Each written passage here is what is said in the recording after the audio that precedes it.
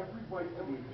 We have every right to be angry, to shed angry tears over the death of loved ones. To want to kill the man who raped a child. To want to torture the man who tortured your husband. To want justice served in the swinging of a baseball bat. To want something to end the pain in your gut when you lie down in your bed next to an impression where your loved one used to sleep.